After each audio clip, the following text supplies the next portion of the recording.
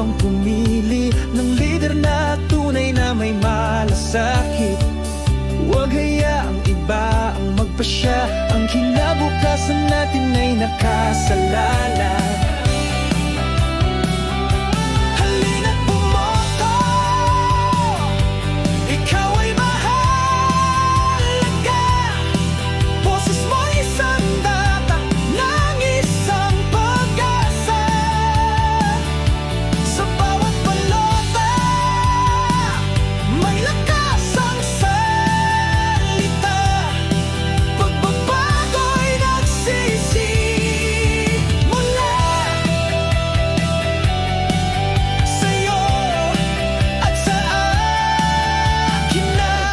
Tingin sa paligid, panahon ng bangon, hindi sapat ang reklamo, tayo'y kumilos ngayon. Sa puso at isip, piliin ang tama,